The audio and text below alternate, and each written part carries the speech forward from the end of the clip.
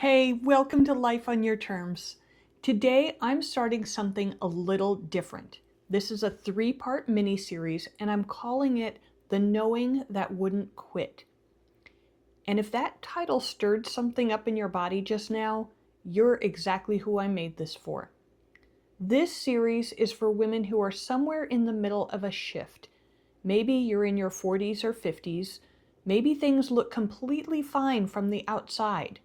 You have a good job, good life, people who love you, and yet something in you has gotten very loud lately about the fact that something has to change.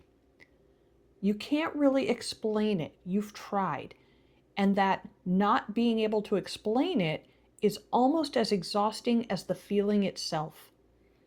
Over these 3 episodes, we're going to talk about what that shift actually is, why your mind fights it so hard, and what it looks like to actually follow it. Today we're starting at the beginning, with the instinct itself. So let's get into it. I'm Suzanne Arjona, and this is Life on Your Terms, where human design meets bold truth and permission to be real. You've played the role, you did what was expected, and now it's time to show up as you. Okay, so I want to paint you a picture. You're in a career, maybe one you spent years building, maybe one that made complete sense in your 30s, and somewhere along the way, something started to feel like it didn't quite fit anymore. Not dramatically, not a crisis, just a quiet, persistent, this isn't it, that shows up on Sunday nights and on Monday mornings, and sometimes in the middle of a perfectly ordinary Tuesday. And when you try to examine that feeling, there's nothing concrete to grab onto. The money's fine, your colleagues are decent, you're really good at what you do. By every logical measure, there is no reason to blow it all up. But your body is unsettled in a way that your brain can't talk it out of. And what I want to say before we go any further is that this isn't a midlife cliche. It's not you being ungrateful for everything you have. It's your instinct, and it's been trying to get your attention for a while now. In human design, there's a channel called the 5710, and I want to walk you through it because I think it's going to reframe some things for you. Now, gate 57 lives in the spleen center, and the spleen is our oldest awareness center. It's primal. And it's a part of us that's been keeping humans alive for thousands of years. And it operates entirely in the present moment. Not based on what happened in your last job, not based on what your mother thinks. Right now, in this body, in this moment. Gate 57 is intuitive clarity. It's that quiet, almost wordless signal that moves through you. It doesn't give you a list of reasons. It doesn't build a case. It just registers as a yes or a no, a pull or a stillness. And then it connects to gate 10, which is in the G center, the center of identity, of who you actually are. Gate 10 is about living in a way that's aligned with your authentic self, not the self that was shaped by what everyone expected of you in your 20s, not the self that made practical decisions and checked all the right boxes, but the self underneath all of that. Now put those two together and what you have is essentially this.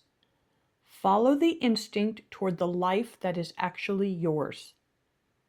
Simple, but for a lot of women, it's everything we ignored for decades.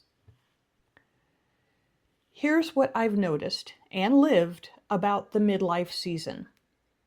There's something that happens for a lot of women somewhere in their 40s and 50s where the instinct gets louder.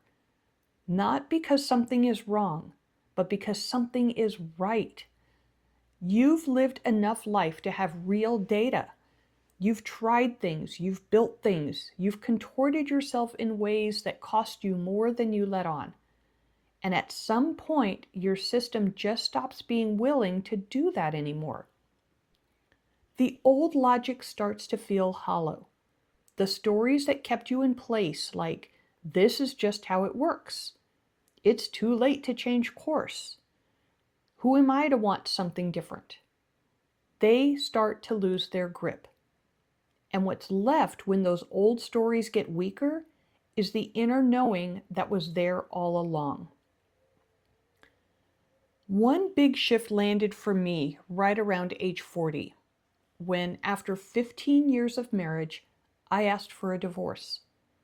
There were no arguments, no abuse, nothing like that, but we had grown apart and we were both simply living the roles we had built, neither of us growing, and our relationship was all but non-existent.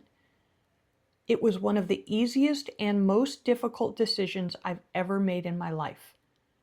Easiest because once I acted, everything fell into place and my life felt so much lighter.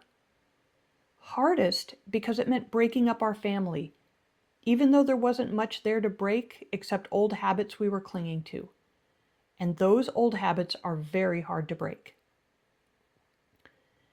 Now, I want to add one more layer here for my fellow emotional authorities, and also just for anyone who's been beating themselves up for not acting faster. Gate 57 in the spleen is immediate. That signal fires in the now. But if you're someone with emotional authority, your job isn't to leap the second the instinct shows up. Your job is to let it move through your wave. The excitement, the doubt, the clarity, the doubt again, and see what's still standing on the other side. So it might look like this. The knowing shows up, immediate, but also very subtle. Subtle enough that you might wonder if you imagined it. Then your emotions move through it, and the feeling comes back. The wave moves again, and somewhere in that process, without you forcing it, clarity settles in. Now that's not you being slow or indecisive. That's your design asking you to make sure. And honestly, that's a gift. Because when you do move, you move with a certainty that isn't just based on your current mood. I want to close this episode with something I've seen over and over again in my work with women. When they finally make the pivot, when they leave the career or start the thing or step into what's actually theirs, and I ask them when they first knew, they almost always point to something years earlier. A moment in a parking lot, or lying awake at 3 a.m., or in the middle of a conversation where they smiled and nodded and felt something in their chest say no. The knowing was never the problem. It was always there. What got in the way was everything else. The logic, the pressure, the voices, the fear of not being able to explain it. And we're going to talk about all that in episode 2, because that's where most women are actually stuck. But for today, I just want to leave you with this. That thing you can't quite name, that restlessness that doesn't go away no matter how many times you logic your way through it, it's not random and it's not a phase. It knows something, and it's been waiting for you to listen. That's what life on your terms actually starts with. Not a plan, not a pivot strategy, not a perfectly timed leap. It starts with getting quiet enough to hear what you already know. I'll see you in episode 2.